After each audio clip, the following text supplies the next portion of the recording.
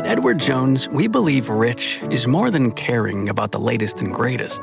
It's also taking care of what gives your life meaning.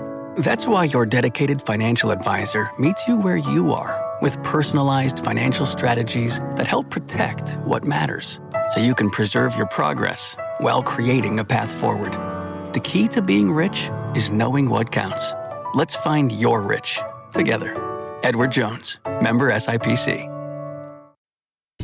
Freakonomics Radio is sponsored by Southern New Hampshire University. The best investments are the ones you make in yourself, and no one knows that better than Southern New Hampshire University.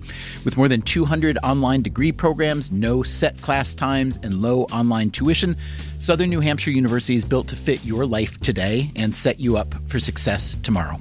Education is an investment. Why not make it a smart one? Apply for free at snhu.edu/Freakonomics. Freakonomics Radio is sponsored by Amica.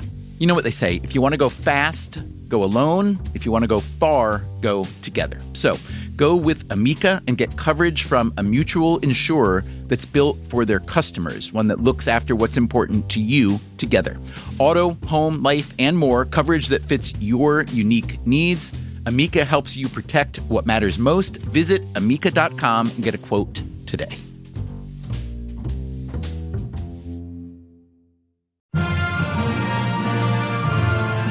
Hey, podcast listeners, I hope you are having, maybe you've already had, a great 4th of July. When you think of Independence Day, what comes to mind? The Declaration of Independence, perhaps, and all those tetchy colonists. Fireworks, maybe.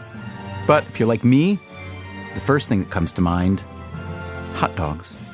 Lots and lots and lots of hot dogs, eaten in a very short time. In the following episode, which originally aired around Independence Day of 2014, you will learn more than you ever wanted to know about the art and science of high-speed hot dog consumption. I hope you relish the episode.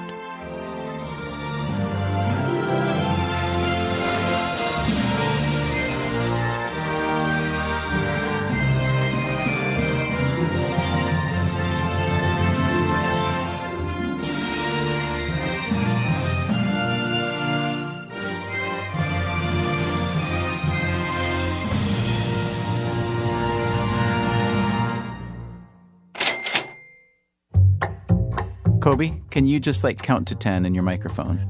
1, 2, 3, 4, 5, 6, 7, 8, 9, 10.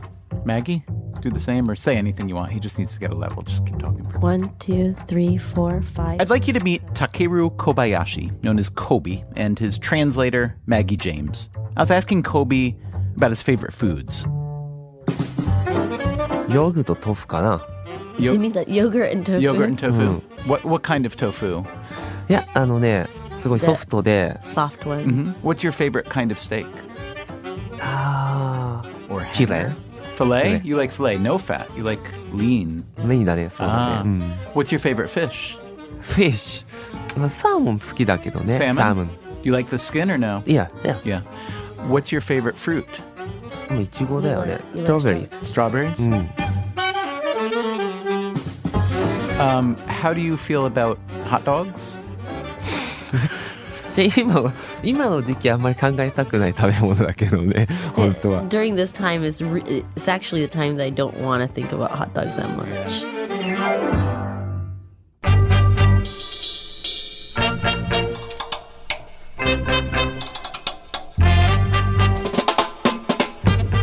From WNYC, this is Freakonomics Radio, the podcast that explores the hidden side of everything. Here's your host, Stephen Dubner.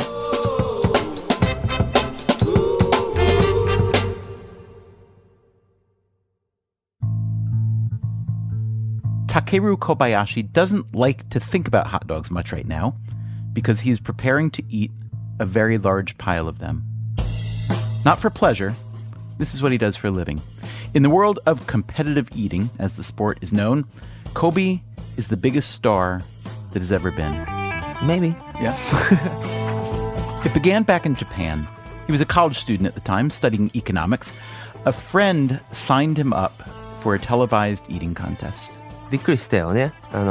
自分ではね、そんな I に was really shocked because at that time, I really didn't think that I could eat that much more than the normal person.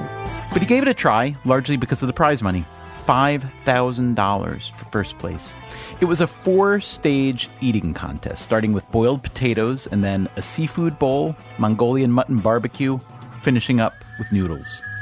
Your competitors were also amateurs, right? They weren't professionals? Yeah. Right, yeah. So did you think you had a chance? Yes. Because why? What did you think that you could do better than the other amateurs? Was it mental or physical or strategic? まあでもトータルだろうね。 Total, I thought I could. Somewhere in between, maybe a フ mixture. ィジカルで考え方をす There る were よね。 players that were much bigger than I was physically, even in Japan. So I didn't think that it could be, just a physical thing. It had to be total mental and physical. Kobe studied earlier contests like this one with qualifying stages. He saw that most people went so hard in the early rounds that even if they did advance, they didn't have the energy or the stomach capacity to finish strong. So he decided to eat just enough at each stage to qualify for the next, and when it came time for the final round, he blasted past the others and he won. Having tasted victory as an amateur competitive eater, Kobe immediately thought about turning pro. Now, the World Cup of Competitive Eating, as you probably know, is held every summer in New York City. And only one location at the corner of Surf and Stillwell Avenues at Nathan's Famous. And why do they come? They come for the Nathan's Famous 4th of July International Hot Dog Eating Contest! At home in Japan, Kobe began to train for Coney Island. American-style hot dogs were not available where he lived, so he used sausages made of minced fish. No hot dog buns either, so he cut bread down to size. He took his training seriously, very seriously. He began a long series of experiments. For instance, ripping the hot dog and bun in half before eating it, a move that would come to be known as the Solomon method, after the biblical story of King Solomon who threatened to settle a maternity dispute by slicing a baby in 2 pieces. The Solomon had been done before or no? それはないだろうね。 No. No. He found another way to speed things up.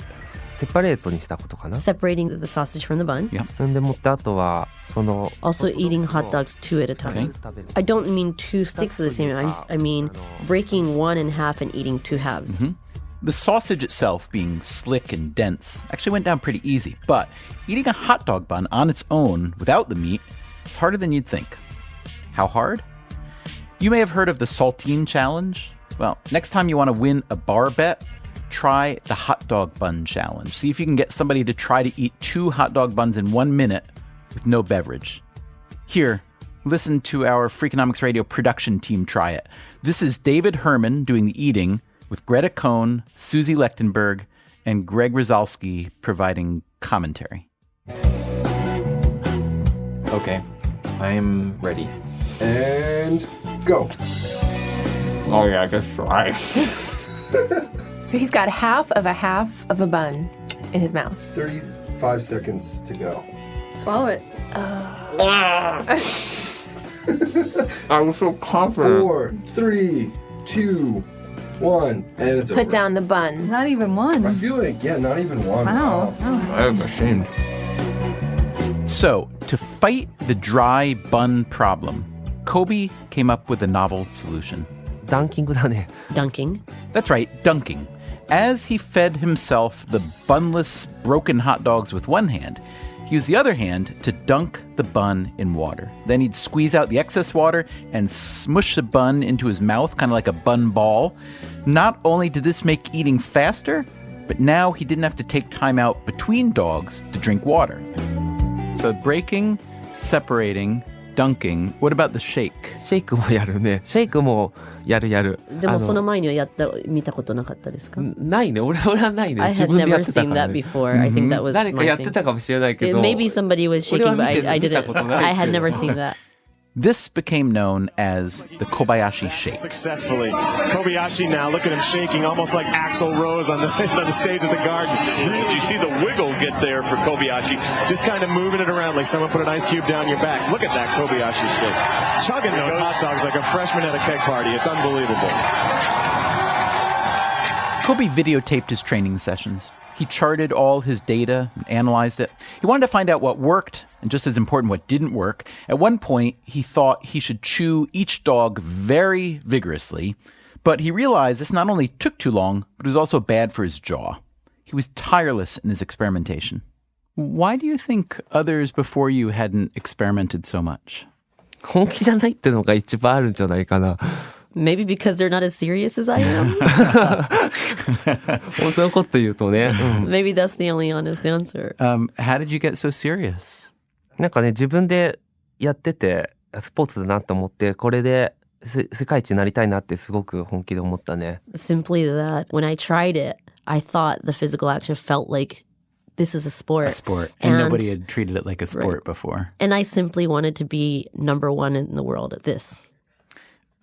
No offense, but you sound crazy. It sounds nuts. ごめんなさいけど、これ初めて聞いた人はあなたのこと crazy nuts だって思うからね。And I say that with all due respect because you know how much I love you and respect what you've done. But what I mean by this is you are bringing a level of scientific inquiry to an activity that nobody had bothered before. That's what I mean by nuts. So did you think it was nuts or did it make perfect sense to you? なんか今そうやって言われて、now, I guess I'm a little older and more mature now, because now I can hear that and actually say like, oh, and laugh with you. But at that time, there was definitely not even a speck of me that would have thought that that was nonsense. Yeah. It just made sense.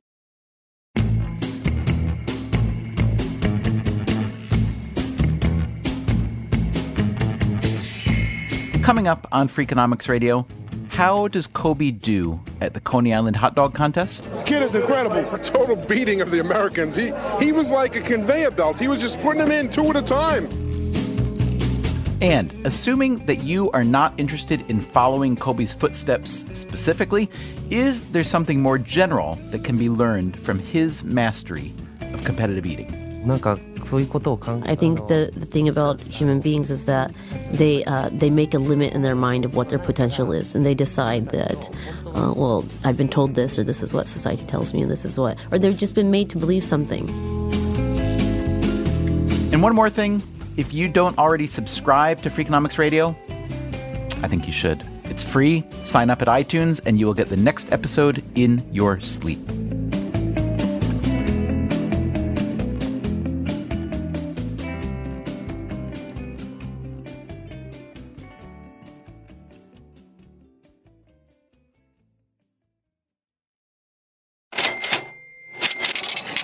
From WNYC, this is Freakonomics Radio. Here's your host, Stephen Dubner. Today, we are telling the story of Takeru Kobayashi, who dreamed a dream of eating more hot dogs than any human being in history. This happens every 4th of July at Coney Island in New York City. Nathan's annual hot dog eating contest is an international event. Champions from all over the world converging on Coney Island. Their goal... The Coney Island contest had been going on for roughly 4 decades. The world record, 25 1/8 hot dogs and buns in 12 minutes. Okay, 25 1/8 hot dogs and buns in 12 minutes. Just picture that for a minute. Now, there aren't many rules. The competitors can have as much of whatever beverage they want. They can put condiments on the dogs, but no self-respecting eater is going to waste time or stomach capacity on ketchup. All the dogs and buns that enter your body must, well, they have to stay in your body. If not, this is known in the sport as a reversal of fortune, you can be disqualified. Okay, so it is July 4th, 2001. Kobe is 23 years old. It's only 5'8", 130 pounds. So when you showed up that first time to compete, did you feel that you belonged on the stage with the other competitors? Did you feel you were justified to be there? 何も考えてない、そういうことは。I actually didn't think even about that. ここにいるべきとか、ここにいないべきとかって考える。I wasn't thinking about that at all, but I was full of the feeling of, I've come here to win. So the bell rings,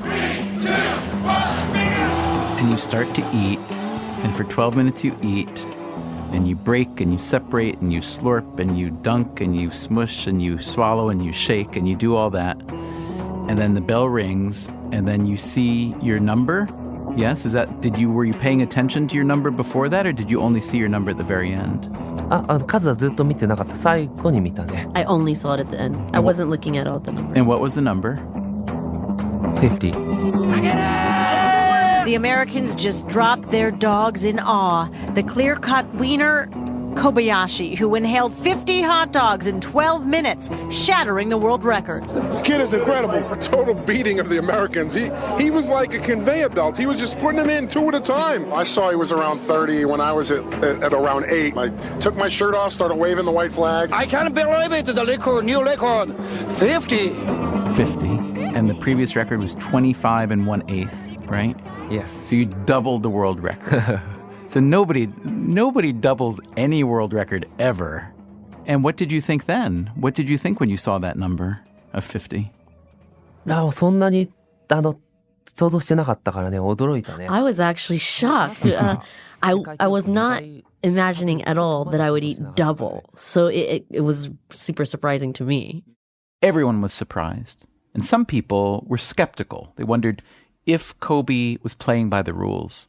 宇宙人に連れてかれて、胃を2つにされた。They said that they took me to outer space and that some aliens had given the man two stomachs. Oh, he's taking muscle relaxers. That you were doping, yeah. Did you take muscle relaxers? No. Do you have 2 stomachs? No. He thought about it. He won Coney Island 6 straight years. And a lot of other eating contests, too. 106 tacos! 337 wings. The new record for the most grilled cheese sandwiches in 1 minute is 13! Who took down an entire 12-inch pizza in 1 minute flat? Let's make some noise for the one and only, the culinary Houdini, the best eater on earth, Mr. Takeru Kobayashi! Kobe was not, however, unbeatable. Tell me about the bear. And now introducing to my right, his opponent, the Beast. He descends from Kodiak Island, Alaska. Kobe tried to beat the bear in a contest that was taped for Fox TV. This beast stands over 8 feet tall and weighs in tonight at 1,089 pounds. He can digest over 60 pounds of food in a 24-hour period. He possesses the ultimate appetite for destruction. Meet the Beast, the Alaskan Cruncher. Even against a bear, Kobe thought he'd win. Now again, the contest begins as soon as the bear eats the first hot dog. And it is underway. There we go. Here we go. Kobayashi is the greatest. And in this case, the dogs had no buns, right? Why was that? Were the buns bad for the bear? ベアが食べないって言われた。I was told that the bear does not eat buns. Well, tough for the bear. I mean, okay, so you're told. So the bear had a better lawyer than you had, apparently. Okay, so was there a rehearsal? リハーサルは Yes, there was a rehearsal. あったね。 And what happened at the rehearsal? ベアに勝ったんだよね。I won at the rehearsal. When the bear came out, I saw a flash of fear for a second in Kobayashi's eyes. And then in the contest itself, what happened? いや、コンテストになったら、リハーサルの時とは考えられないから早いんだよね、ベアが。When the real time came for it, the bear was really quick, like very fast. そう、だからすごい驚いてね。I was so shocked. 焦ったね、本当に。I suddenly kind of almost panicked a little bit. I don't see how he can beat this bear. This is going to be And that is it. We have a winner. The bear, the beast, has won. The Alaskan Cruncher is our new champion. Yes.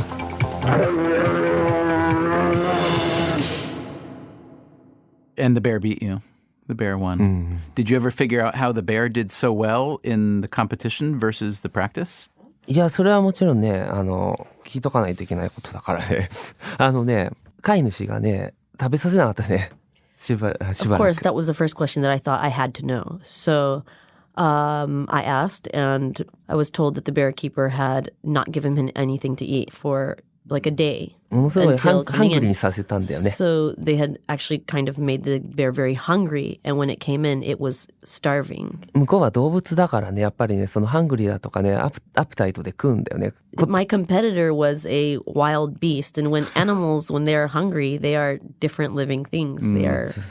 僕はね、お腹空いたからすごい食べれるわけではないから、お腹空かしてもしょうがないんだけど。I was, yeah, I said, I'm not a strong eater because I'm hungry, whereas I was competing against a beast that was very hungry. Sometimes you get the bear, and sometimes the bear gets you. Tonight, the bear got Kobayashi.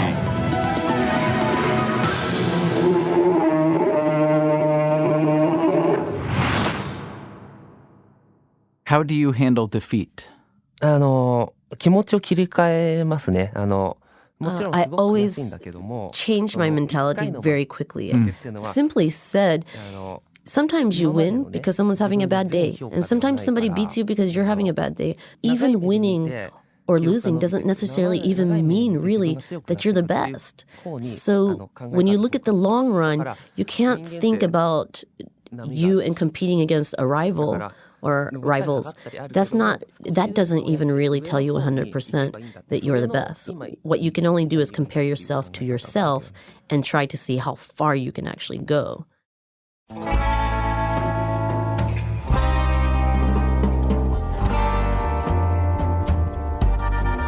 So, what did Kobayashi do that was different than everyone before him? Here's one thing. He redefined the problem that he was trying to solve. 食べるとか、食事っていう。 The key to me was that I had to change the mentality that it was a sport. It wasn't having a meal. It was, to me, I had to think, this is a sport. It has nothing to do with how you normally enjoy a meal. It's just a physical action. みんな食事の延長で食べてるんですよ、みんな。 My honest opinion was that people were just eating as an extension of regular eating meals. And it looked like they were all like rushing to try to eat more than they normally could. Just one more hot dog, just a little more. And I thought, well, if you just look at it as a way of trying to put something in instead of how much more can I eat than normal, then it really just takes a few questions and a little research on my part and experimentation to see how far I could actually go. Here's what the other competitive eaters were asking themselves. How can I fit more hot dogs in my stomach? Kobe asked a different question. Only slightly different, perhaps, at least to a layperson, but it changed everything. His question was, how can I make one hot dog easier to eat? But it wasn't just that. If everyone before him was asking the wrong question, he thought, then maybe he shouldn't give much credence to the existing world record. Maybe it was an artificial barrier that he should just bust right through. This contest had been going on for over 40 years. Why is it that it took until you to kind of change the mental and strategic approach to this sport? まあね、他のイーターたちに自分たちの I think people have to have a reason to rethink what could be wrong. If a whole 40-something years or more, if people only see someone eating 25 as the limit, then someone who can eat 20 might think, wow, if I just eat 5 more, I could actually do that. And no one would ever think that anything else could be done. But if you see someone suddenly come and eat 50, then everyone knows that there must be a different approach to the problem. And until something like that happens, people don't question. So maybe I was the reason, maybe I gave them a reason for everyone at the same moment to rethink the problem again. So I'm curious if you could look around the world at whether it's something having to do with money or government or education. Can you point to something where if people could only rethink the problem, redefine the problem like you did, and not accept the limit of the old world record like you did, Can you think of an instance where it might not be so hard to do that, where we'd all be better off if people could do that?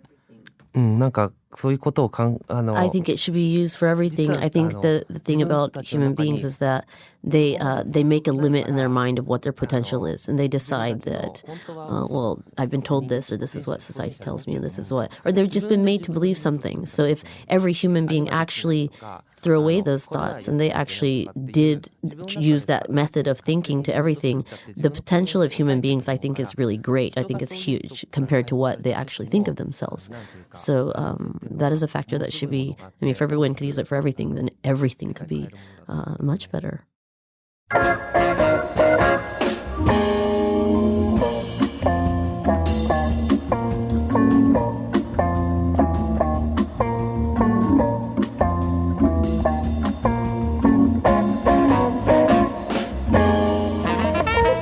There is a good bit of evidence that Kobe is right about how artificial barriers can hold us back. He no longer laps the field in competitive eating contests. In fact, Kobe was beaten for several years at Coney Island by an eater named Joey Chestnut, who is still the reigning champion. And the guys who used to eat just 15 or 20 hot dogs now routinely eat 30 and 40. Some of them use Kobe's methods. All of them benefit from knowing that the old limits weren't real. As for Kobe himself, he lives in New York now, but still travels the world eating for a living. But you won't find him in Coney Island on July 4th anymore. A while back, he got into a contract dispute with the organizers, so for the past few years, he has held his own hot dog eating contests in parallel with the Coney Island one. These days, the contest runs only 10 minutes, but the numbers are even higher.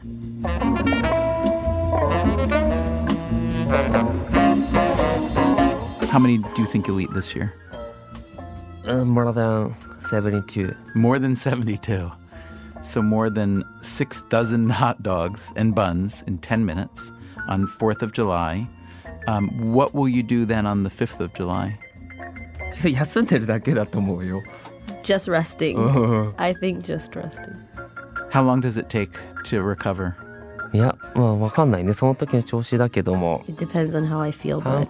半日ぐらい休んでたいかな。 I'd like to rest for at least half a day. Oh, that's it. You must be a great athlete, because most of us, if we eat even 3 hot dogs, we need to rest for a whole day. So not only are you better on the front end, you're better on the back end, too.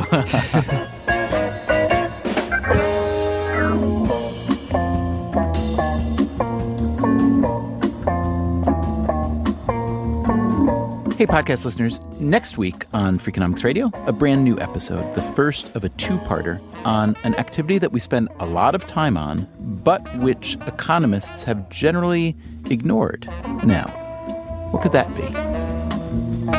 Sleep. Sleep? Sleep. Sleep. One area that's been overlooked is sleep. And to take just one question about sleep, who do you think gets more of it? High-income people or low-income? Even that is not a simple question to answer. We found that people with more education got more sleep, and people with higher incomes got more sleep. The answer is very, very clear. Those who earn more money per hour, those who have more education, they sleep less. And could lack of sleep be linked to a phenomenon that epidemiologists have wondered about for years? In almost every category of health and disease, African Americans lag behind whites, which is a very disturbing fact. The economics of sleep, that's next time on Freakonomics Radio.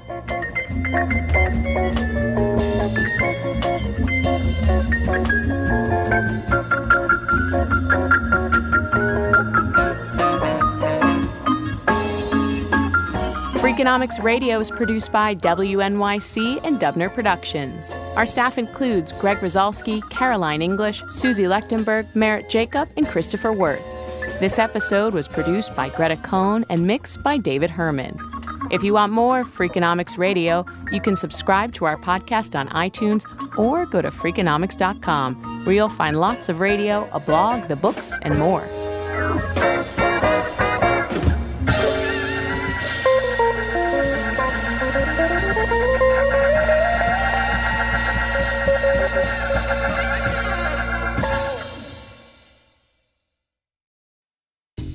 Freakonomics Radio is sponsored by Ozempic.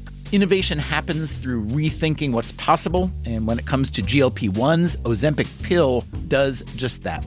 Learn more about Ozempic semaglutide tablets, 4 and 9 milligrams, by calling 1-833-OZEMPIC or visit Ozempic.com to view the medication guide and ask your doctor what's possible with FDA-approved Ozempic pill. Hi, I'm Angie Hicks, co-founder of Angie, and one thing I've learned is that you buy a house, but you make it a home. Because with every fix, update, and renovation, it becomes a little more your own. So you need all your jobs done well. For nearly 30 years, Angie has helped millions of homeowners hire skilled pros for the projects that matter. From plumbing to electrical, roof repair to deck upgrades. So leave it to the pros who will get your jobs done well. Angie, the one you trust to find the ones you trust. Find a pro for your project at Angie.com. Breathe in. Feel the sense of calm that comes from having up to $300 in overdraft protection with GoToBank. Now... Did you say $300? Yes. Now, back to our breathing. So if I overspend my balance, GoToBank has my back up to $300? Yes. Can we breathe out now? Less worries, more zen, with over $300 in overdraft protection. Tap to open an account today. Eligible direct deposits and opt-in required for overdraft protection. Fees, terms, and conditions apply.